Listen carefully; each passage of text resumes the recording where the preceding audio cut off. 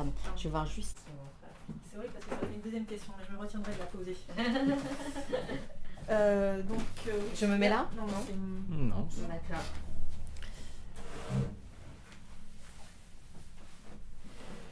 Bon, la dernière question est toute D'accord. simple. C'est dans le faisceau des vivants.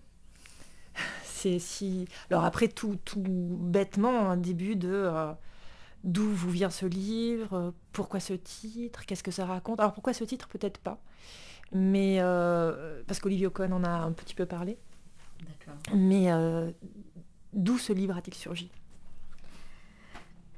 Dans le faisceau des vivants, c'est le livre que je redoutais peut-être d'écrire, mais je pense pas d'ailleurs y avoir vraiment pensé. Bien sûr, du temps où Aaron était là, il m'arrivait de me dire, mais un jour il ne sera plus là, enfin peut-être avant moi, et de redouter évidemment infiniment ce jour, et de ne pas très bien, et d'écarter l'idée, enfin comme on fait la plupart du temps quand quelqu'un nous est cher. Et puis ce jour est arrivé, en tout cas dans la nuit du 3 au 4 janvier 2018. J'ai su qu'Aaron allait mourir, et bientôt, je ne savais pas quand. Et c'est bon, dans cette nuit-là où je n'ai pas dormi, oui, c'est vrai, j'ai entendu sa voix, et j'ai eu le sentiment de discuter avec lui de manière très, très, très intense, et qu'on se disait beaucoup de choses, et beaucoup de choses essentielles qu'on n'avait jamais formulées, qui étaient contenues certainement dans tous les silences qu'on avait partagés. Et au petit matin, il me restait rien de ce qui avait été dit, de ce que j'avais entendu, de cette voix que j'avais vraiment entendue très clairement, de la sienne, de la mienne. Et puis il y a eu l'annonce de la mort d'Aaron 2 heures après. Et à partir de là, en fait, je crois que l'ébranlement, enfin que ce livre dans le faisceau des vivants, c'est le livre qui raconte un double ébranlement. Le premier, c'est celui de la rencontre avec Aaron, qui est un ébranlement personnel, affectif, très grand, et aussi un ébranlement du langage. À partir du moment où je rencontre Aaron Appelfeld, je n'ai plus le même rapport aux mots, et à ce que les mots disent, et à ce qu'il y a derrière eux. Et le deuxième ébranlement, c'est celui de sa disparition. Et là aussi, c'est un ébranlement personnel, affectif, et un ébranlement du langage. Et dans cet ébranlement, à ce moment-là, au début de l'année 2018, et dans ce mois de janvier, voilà, qui démarre avec la disparition d'Aaron, l'enterrement, le retour à Paris, je découvre un silence que je n'ai jamais entendu, et qui est très très très profond, très ample, dont je perçois d'ailleurs, qui est aussi associé à, voilà, une forme de lumière, des couleurs, et dans ce silence, je ne veux rien entendre d'autre que ce que j'entends, c'est-à-dire la voix d'Aaron, que je suis allée chercher aussi. Elle n'est pas venue je l'entendais, mais aussi à partir de ce moment-là, j'ai eu besoin de l'entendre, même lorsqu'elle ne se présentait pas à moi, et donc j'étais là dans cette pièce, et j'ai sorti toutes les notes que j'avais prises pendant des années, lorsque je le traduisais, lorsque j'étais son interprète. Parfois quand on était au téléphone, je notais des choses parce que je savais qu'il fallait retenir, et puis parfois les choses étaient inscrites en moi, j'avais absolument pas besoin de les écrire, et j'ai commencé à tout retraduire, et je sentais que je vivais une expérience. Ça paraît terrible de dire ça, parce que c'était la perte de quelqu'un, et c'était a priori un deuil. Mais pour moi, ce mot-là ne correspond pas. Le mot deuil ne correspond pas à ce qui s'est passé, et à ce que j'éprouvais. Parce que c'était inédit. C'était pas la mort, c'était pas une mort, c'était la disparition d'Aaron Appelfeld. Très précisément, c'était sa voix qui s'était tue, c'était voilà, c'était le monde sans lui. Alors que juste que là, pour moi, depuis Juste là, depuis 15 ans, le monde, c'était avec lui, la vie, c'était avec lui. Et rétrospectivement aussi, c'était avec lui. C'est-à-dire que même, quand je l'ai connu, j'avais déjà 33, 34 ans, mais il a existé aussi rétrospectivement pour moi. Et là, je ne comprenais pas comment c'était possible qu'il y ait cette rupture, euh, qui était vraiment une fracture du temps, et de me dire, voilà, le temps continue, mais sans Aaron. La vie continue sans Aaron, sans sa voix. Et dans ce temps-là, pourtant, il y avait encore sa voix, il y avait encore sa présence. Et là aussi, c'est presque comme dans Mensonge, dans tous les livres que j'ai écrits ces dernières années, le besoin de retenir ce qui me traversait avec des mots, parce que je sentais qu'il fallait en garder la trace. Et là, j'ai essayé de retenir sa voix, ce que j'entrevoyais. On dit souvent que les gens qui meurent voient leur vie défiler en quelques secondes, toute leur vie. Donc je ne sais pas ce qu'il en est, puisque je ne suis pas morte et je ne peux pas le dire.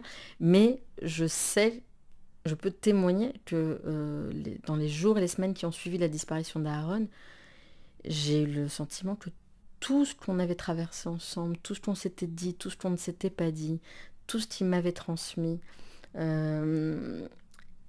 arrivait par bourrasque et par séquences très rapides et très profondes, et que tout se révélait de nouveau.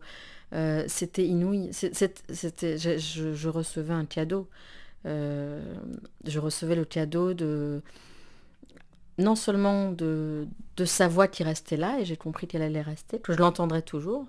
Parce que souvent, quand quelqu'un meurt, au bout d'un moment, on n'entend plus sa voix, ou très peu. Là, je n'ai aucun doute que je l'entendrai toujours, intérieurement, mais surtout, elle continuait des choses se révéler. Et parce qu'il était mort, il y avait une dimension de cette ligne de crête entre la vie et la mort qu'il a arpentée depuis le début de la guerre, qui se dévoilait à moi, et je comprenais certaines choses autrement. Tout s'éclairait sous un jour nouveau. Enfin, ça a été une... Vous voyez, les semaines qui ont suivi, voilà, ont été très très denses, parce que il y avait du renouveau aussi dans cette perte. Et puis après, voilà, j'ai senti à un moment que, bizarrement, le mouvement qui était présent là, c'était celui de la mort vers la vie. Et c'est aussi à ce moment-là que j'ai décidé de partir à Tchernovitz. Et de me tenir là-bas, debout, le jour de sa naissance, pour son anniversaire, alors que lui n'était plus là. Euh, je ne saurais pas dire pourquoi je suis allée là-bas, en fait. À quoi ça servait? Évidemment, à rien. Il n'y avait aucune utilité. C'était pas une commémoration. J'étais avec personne. C'était pas une cérémonie. Enfin, tout ce qu'il détestait d'ailleurs. Mais c'était vraiment me tenir là où tout avait commencé. Et aujourd'hui d'ailleurs, quand j'ai lu tout à l'heure les premiers passages de mon père et ma mère, ce retour vers la maison première, j'ai eu besoin, moi, de l'effectuer, puisque lui ne pouvait plus le faire. Le jour de son anniversaire, le premier jour de son anniversaire sans lui, le 16 février 2018. Et c'était pas un retour a priori, puisque je n'étais jamais allée à Tchernovitz, mais évidemment, je connaissais Tchernovitz, j'allais dire comme ma poche, en arrivant là-bas. C'est une expérience sur laquelle j'ai encore du mal à mettre des mots à l'oral, mais justement, le livre est là, comme chacun de mes livres, pour saisir quelque chose que j'ai du mal à formuler à l'oral. Si j'étais capable de tout raconter, je n'écrirais pas.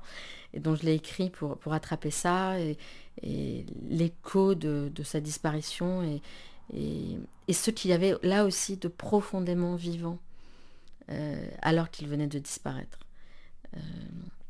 Voilà, je pourrais en parler pendant très longtemps, parce que je pense très sincèrement que l'existence d'Aaron Appelfeld et sa disparition sont des événements très importants.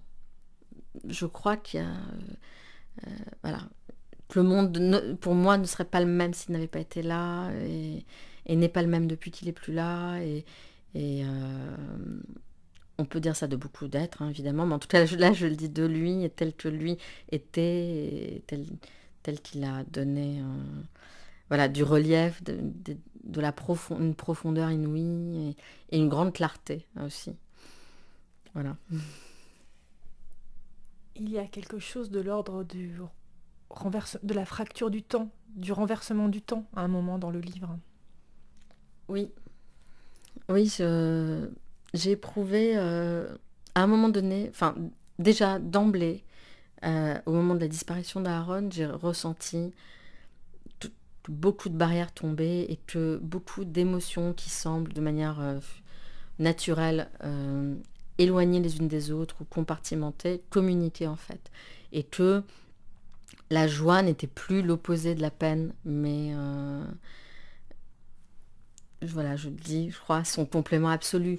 Mais c'est-à-dire que la joie et la peine étaient mêlées, tout était mêlé. L'ombre et la lumière, le jour et la nuit. J'avais le sentiment que tout faisait bloc. Et que dans ce bloc, il y avait de, le cœur de ce qu'Aaron incarnait, était, de ce qu'il avait pu donner.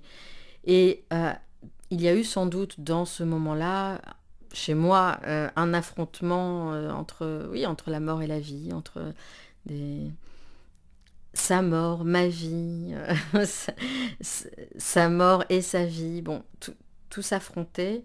Et j'ai pris conscience de ça précisément le jour où j'étais à mi-chemin entre la date de sa mort et celle de sa naissance. Et c'est là peut-être que le cours des choses s'est inversé, que j'ai pris cette décision d'aller à Tchernovitz pour son anniversaire. Et, et ça a été une expérience, là aussi, inédite du temps, parce que d'habitude, on a le sentiment qu'on va de la vie vers la mort, que c'est ça le cours d'une existence. Et là, je remontais le cours et j'allais de la mort vers la vie. Et, et je crois